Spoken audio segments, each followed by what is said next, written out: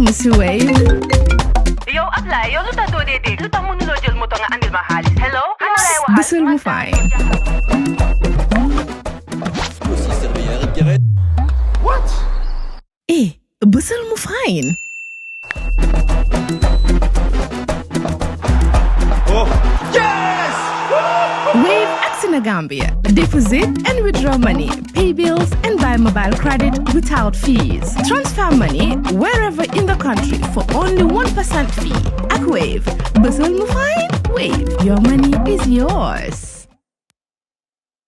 Jar Oil. The company have filling stations across the country, and our rates are relatively cheaper than anyone else across the country. Jar Oil is the biggest producer and distributor of cement in the country with the most competitive prices in the market. In the Gambia, we all move to different paces. Time is money, convenience is power, and now both are in your hands. No more long lines, no more late payments, no more missed chances, not anymore. Because now the Gambia has its own super app, Zap. One app, one tap, endless convenience. Send money instantly, pay your bills in seconds, shop without borders, pay your rides, order your meal, buy your ticket, deposit and withdraw money for absolutely free. No extra charges, no hidden fees, only on Zap Super App. This is not just convenience. This is confidence. This is the future in your hands. And the best part, Zap is born right here. Built for us, designed for every Gambian home, every Gambian dream. So don't wait in the past. Step into the future. Download Zap today on App Store and Play Store and enjoy endless free services. Call us today on our toll-free number 1666 or on 260-0001. Zap. All in one. All for you. Tap in. Zap in. Twinnings between towns and cities around the world, and since yours is now a city, do you have a twin city in Europe, in Africa, in Asia? We only have one in Africa, that is the Tamara City, Prefectural Council in Morocco, and in Europe, none yet. Okay. Are you working towards that? We've been working for a while on that, but in some cases we have challenges as a rural council. Sometimes it's difficult to get one. Of course, we are working on it. Well, if you're a city, and very soon you won't be considered a rule. No, we will continue. There is no cause to stop, but we do not see it also as a condition. We work on it. If it is there, fine. If it is not, we move on. Yeah, absolutely. Yeah, there is no cost to make it a condition on us to. Yeah. So when it's there, it's fine. We working around. Sure. In the Americas, in others, we have others that we are communicating, but we didn't establish formal twinning programs, okay, except for the one in Morocco. Okay, so what's your long-term vision for the LRR, say over the next 10 years, whether you are there still or not? To transform Soma into a model rural city. That will be an envy for West Africa. Yes, that is it. Soma being a major international transit center, and also a potential economic hub for this country. This, I hope, is well understood. With Soma, Gambia can benefit a lot when it comes to particularly trade, and even infrastructure, education, bearing in mind that Soma is a link to almost many countries in this sub-region, including Senegal, Casamance, Guinea-Conakry, Guinea-Bissau, Sierra Leone. Yeah, so Soma is a hub that can be utilized to the benefit of the Gambian people and the Gambian government. Do you feel currently that it is underutilized? Very well underutilized for many reasons.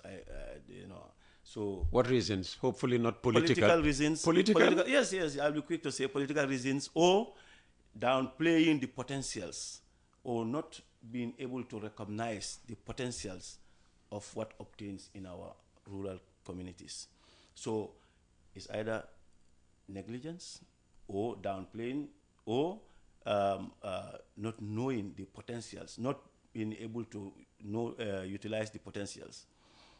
We all know there is this initiative for an economic zone for Soma that the government is looking into, which is long overdue. Okay. How many years now? I will be counting for the past. I remember the first meeting we had is over 4 years ago. Yeah, and I think we should be very quick with that. Immediately after this bridge was built, was supposed to trigger the Gambian people to work on developing Soma to a standard that can stop people from Casamas going over to Dakar to go and buy stuff. Okay. The bridge you refer to is the Senegambia Bridge. Senegambia What Bridge. used to be known as the Transgambia Bridge. Transgambia Bridge. Okay. So a lot of things around that. But for the purpose of this interview, once that bridge is built, we know when it was not, we used to have ferry crossing. A lot of economic activities were happening around, and thank God that our project for the hospitality training center came out of that. Okay. Came out of that, you know. So our Gambia could have capitalized on improving Soma to become a bigger hub, so that those from Casamas wanting to buy stuff in Dakar or where in Banjul, those from Basse wanting to buy stuff in Banjul will just stop at Soma. Buy stuff and go back, and then it will be cheaper for the people, but it also will attract economic activities, and also it will attract outside traders, like from the Casamas. We all know, we were here. They used to come to Gambia to buy their daily needs. Daily needs, I mean, even rice then. True. But then, now that it's being taken by Senegal, we are now all going to Dakar to buy stuff. How do we utilize? How do we block the Casamas people or the Senegalese coming to Soma? Because now the bridge is there, the ferry is no more there to be a condition for them to stop, buy our Afra, buy our this, buy our that. But what facilities do we put there that will condition them to stop? And in fact, as part of our Green City, that is, we call it service centers. We've part of our Green City that we've developed a concept on 2 service centers. And service centers are meant to be a holding ground for transitors, long distance transitors, to hold, take their coffee, pray, relax, and all those stuff in and around Soma. So we have already built concept on 2 to have that around Soma, so that we are able to hold long distance travelers to stay in our community, buy food, and and buy a lot of, if need be, also even, why not, they sleep there. Sure. Either local tourism or international tourism. So, and those who will want to buy other materials, household materials and all those things, instead of traveling from Ziguinchor or traveling from nearby Carrefour, Soma is the biggest city around that area. They just travel to Soma and buy it. So, and this means we encourage investors to come. We encourage local economy to improve. That is the women gardeners, the small and medium-sized businesses. We improve them to give them the opportunity to develop on their business, so that we are able to also capitalize. Because if not, whether we like it or not, what used to be the case, the Senegalese travelers will come and stop and buy stuff. Now they come, they are in their vehicles, they just pass. Yeah. Because the bridge is there and there is no condition, they will just pass. So if we are now going to Senegal, how do we capitalize on Senegal also to stop here? So that the safer that is flying, is, one way or the other, they spend their safer in your country. True. So we control the exchange rate. So that can all contribute to that. But that will mean a whole lot of work that is beyond only technical involvement of our maybe our departments and ministries, but political will and political decision making. Because if Chairman Landing B. Sanneh is there as the UDP chairman, and the president or his ministries do not want to work with the chairman, who is the custodian or who is the planning authority of the area, and would want to do everything on their own, there is no sustainability, and it may not happen very well. Is that you indirectly saying this is what is happening? Well, we've seen the president proclaim during campaign trails or some of his occasional speeches that even yesterday, if you don't remove Yankuba or the chairman in Brikama, the market we cannot build you a market of 1,200 stalls. So that means it's the same thing applies to London, because I am of the same with Yankuba. So but why did he say? Why did he not say this about you when he was in Soma? He was in the LRR, wasn't he? No, he said generally. We remember last year when we were campaigning, the local government, he said vote for NPP chairpersons. Otherwise, these are the people we can work with. If you vote for opposition, we cannot work with them. So, and that is totally in contravention with governance rules. Then in governance, it doesn't say party X or Y. It says local government work with the central government. That's not what is in the Local Government Act. We're supposed to be representing the central government at the local government level. So, but if the president is saying that, and in situations like this, we can presume that hopefully the central government, as long as we are there, will not want to explore or will not want to go in such investment, so that when we are there, we will be associated with that. So if we say so, I will not definitely be reserved to say that may be the case. So if we see Soma with all these potentials and nothing much is coming from government to support the rural council that is there and the decentralized structures that are there to make Soma a booming city, like you go to other countries, this is the case. So we will assume that maybe it's because a UDP chairman is there, and that is why it's. But we will not also be surprised as well, because where you have the NPP chairpersons as well, comparatively, you cannot compare them, and nothing is happening there as well. Maybe the same lack of support. Okay, so maybe this cuts across. Maybe it is the Galga community. Yeah, the Galga community. Maybe it's a governance limitation. You may call it deficiency, if you like. All right. Yeah. Monday, the 24th of November 2025. It's coffee time with Peter Gomez, and we are with the chairman of the Lower River region. You started talking about something you definitely want to address in greater detail this morning, because it says on the ongoing Meet the People's Tour. I think they've taken a short break. Just expand on what the president might have said or not said, during his Meet the People Tour, which I suppose we'll pick up again at some point. Yeah, Meet the People Tour, like it is, it's everywhere. It's a cry everywhere how the Meet the People Tour has been abused by the president and his team. Abused how? The law says he goes around the country to talk to people about their concerns, and he also interfaces with them on what his intention or what his plans to develop the country is. But we've seen people cross-carpeting on president's tour. Yeah, but that could be part of their concern, that they are not happy where they are and they just want to but that's join a political activity, and that's specifically party politics. Of course, you talk to somebody, you say you cannot divorce politics with development. That's what they say every day. Every day. But can you? That is an excuse. If UDP were president, how would they divorce politics from Meet the People Tour?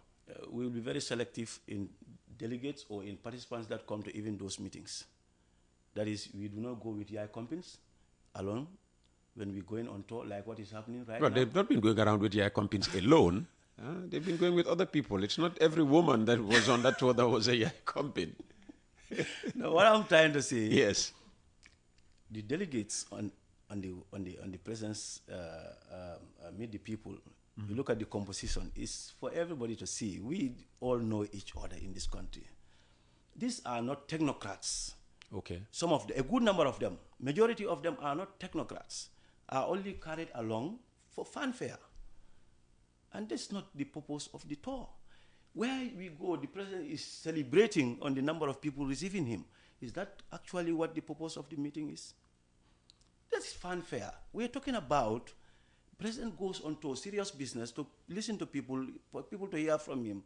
What will happen? This is what we mean for Meet the People. And this is different from when he goes out on his NPP tour. That one, let the whole Gambia meet him at the Barrack Crossing. That one is fine. We are all politicians. But we are talking about a government-sanctioned tour that is funded by the taxpayers, for you to go and listen to the taxpayers. With all due respect, for the purpose of, leaders are leaders. The president is supposed to be a role model for us. But if that is the case, what if I as well take Mansakonko Area Council funds and go on tour? That I am going to meet the people, but then I go and propagate UDP. Well, your constitution does not give you that mandate, does it? No, but I can go on tour. You can? I can go on tour, okay. Yes. Using Mansakonko Area Council money? For Mansakonko Area Council tour, but not political tour, like what the president is doing. What the president is doing is clearly a tour of NPP. You go with NPP functionaries, machinery, everything. You NPP mobilizers and all those things. We have seen it. This is not a secret. So for me, it will be better off for him to go on an NPP tour at the right time for NPP tour. But it will be better for him to go specifically for Meet the People tour at a sanctioned, legally sanctioned Meet the People tour, where he will be going with technocrats, those who are along the way, the delegates on the way are calculated. For a UDP government, those that are going will even be calculated. Relevance will will limit the number. We will limit the number, one, and relevance will be a key condition. That if you are not relevant there, why do you go? So that would be it. And those even that may be coming to the meetings will as well be specified. Why do you go bringing so many people only to know from what they want? In the communities, you have community representatives, you have opinion leaders, you have women leaders, you have youth leaders, you have chiefs, you have alkalis, you have imams, and you have a cross-section of the community. Pick from those people, meet with them. They will represent the rest.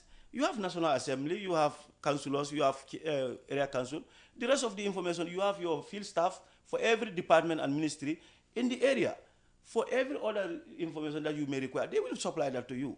But why do you, want to bring a whole community of thousands of people and then you stand and celebrate? Yes, with the number that came to it. Let's reserve that for politics. I think there is better time for that when we go for political programs. But when we want to get actually the stuff that we require during a tour like this, it will be proper for him to censor, to make sure that those he is traveling with, one, and those that are coming to meet him, so that it doesn't dilute the purpose of the meeting, and so that we in the opposition do not critique him like we are doing right now. Some of these things can be avoided.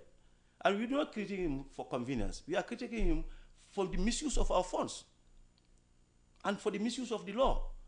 The law people that should protect the law cannot be seen to be, openly breaking it. That is not proper. The president is supposed to be a role model for the young leaders that are coming up. But the president is abusing the powers given to him. I don't think that is good enough. So we may not, out of respect, we may not be wanting to dwell too much on that. But I think these are things that we need to improve on. As we go along, we are in the 21st century. We want to see a new Gambia that will differ from what used to happen. But people will argue that it used to happen this very way, under Sadauda Kairaba Jawara, the late Sadauda Kairaba Jawara. I mean, who we all almost, completely hold in, reverence. And definitely Yaya Jammeh. Yeah, Uncle Peter, absolutely there are what we call best practices, good practices. Some practices, they may not be good. Okay.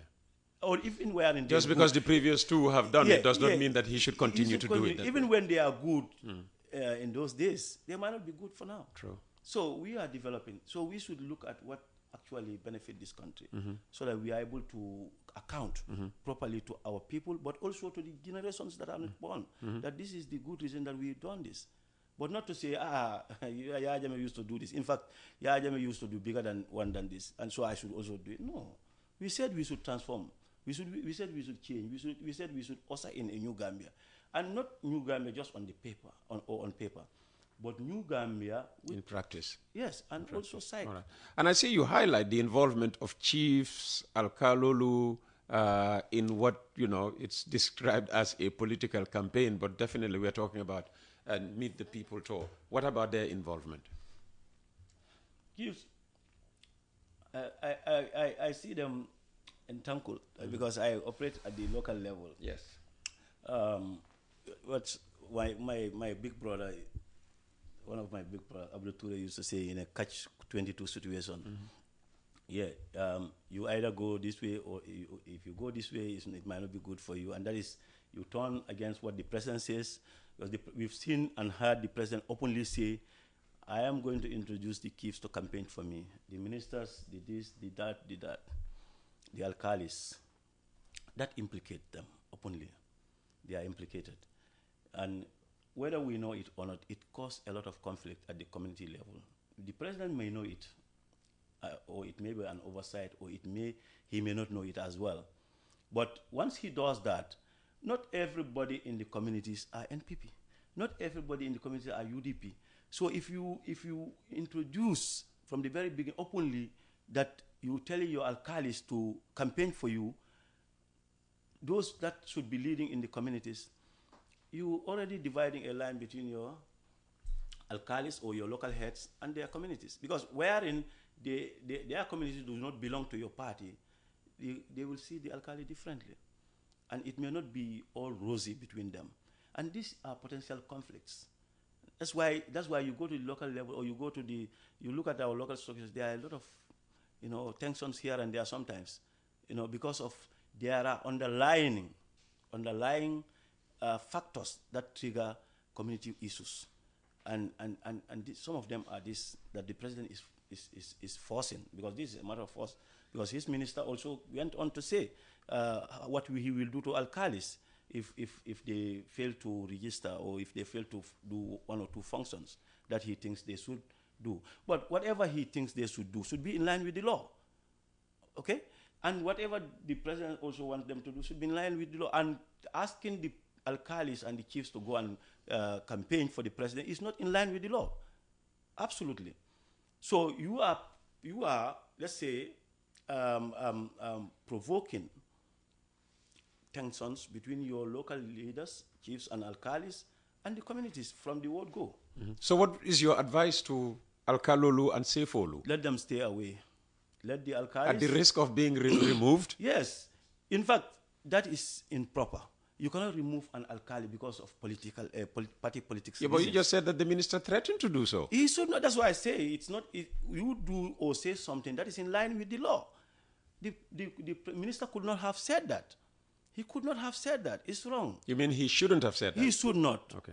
He should not have said that, because he's provoking or he's transmitting an information that you should go against the law. And, once you are a custodian of the law, you cannot openly encourage people to go against the law. So how can you, support the Sefolu and Alkalolu in refusing to do what the government is asking them to do? Is to tell them not to do it, because there are consequences, and they know it very well. The alcalis, we have been here in a previous administration that have changed, and we were there, and we've seen how some Sefolu and alcalis were exposed. And we cannot allow ourselves, to be exposed and to be vulnerable to the law and to the communities. Because there and then, it's not you alone. You will have immediate family members, you have here and there, you have your siblings, and you cannot be, in a situation where you will be helpless. Because whether you like it or not, even where in that, we've seen in the commissions, people pulling heads. It's Yaya Jame who asked me to do it. It's Guy who asked me. But nobody wanted to take responsibility, and it was you. It was you. So you don't want to go into such situation. So the best is to avoid it. They will not be able to dismiss everybody. And if they do so, they will also be dismissed. We will dismiss them. Mm-hmm. That's why we said we should come together and remove this government from office, because they are not working well. Is anybody listening to you, do you think? If somebody is listening to me, they should be hearing us. We have been saying it in all places, Bantaba and Bantabas, radios, you go everywhere, we've been saying it. Because where you have a government machinery, can you imagine a local government minister talking to your subordinate or your alcalis, those that should function for you, encouraging them to do stuff that you know is not in line, or the president of the country openly encouraging people to go against the law. So this surely the president should know what the law is, because it's his primary responsibility to uphold, the law of the country. Yes, exactly. So there you go. There you go. So I'm saying he could not have known that this is against the law, and he knows that it's against the law. This is very basic, that every Gambian or every alkali even knows. So the president knows that is against the law. You cannot go as an alkali to openly campaign for any political party, for that matter, and we do not encourage that. We do not encourage that, not for UDP, and where UDP government is in place, we will not encourage that. Because it exposes you, it puts you into a vulnerable condition where you can have friction with your community. Let's say a UDP government is there, and there you have a certain alkali that is supporting or campaigning for UDP, and others are in NPP or APRC. Do you think you will pull well with them? And you belong to the same community. In fact, maybe those people are the ones who elected you or who selected you to become an alkali. The alkalo that you work with, are they in the majority UDP or NPP? I don't want to fire any alkali. That's not the question. Yeah. The question is, which party are they aligned with? Well, NPP or UDP? Well, most of the times, alkalis will say we do not, we support government because we are employed by government. Most of the times they will say that. But like politics is funny. You can have here and there somebody supporting another party, to his knowledge or her knowledge. Nobody may not know. But this is, sometimes it's confidential. But here and there also you see some alkalis that sympathize with the opposition as well. So, and that is it. Even though openly they will be pronounced to be NPP, yes, but they will sympathize with the opposition. Okay. Because it's either before they become, because we have been in this country for a long time. Things will change. People are still here. A certain alkali may not be an alkali 20 years ago or even 5 years ago, but is very prominent in the opposition, and now turned to become an alkali. All of a sudden, you want the person to change into a ruling government or NPP. It might not happen so quickly, but there are some people who can change. Yes, some people, in fact, have changed to the worst. Some you will be in the opposition with them as ordinary citizen. Yes. But when they turn to become alkali, they will even be more brutal. They will be more. They will try to show that I have changed. I am now in the ruling government. You don't have such an alkali in LRR, I hope. We do, of course. They will want to show that now I'm no more with you. So you don't want to even associate with it. But you can see naturally, because that is because of the threats. You see, when you leave people to lawfully act in their capacities, you create an opportunity for people not to become fake or pretend. And that's why in this government work, you have a lot of pretenders. Oh, yes. Pretenders? Yes. Oh, government will be disappointed. Because if you threaten to expel me as a chairman, I will pretend to you that you are the best I love. But give me my opportunity and my right to operate within the ambits of the law. Then you will actually know where I am. And if you know I am, of course, with the opposition, then you will not calculate me in your programs. It will be an opportunity for you even. But where you do not know, you threaten me, I just fall in for you. But when the right time comes, I'll be there. I'll be somewhere else.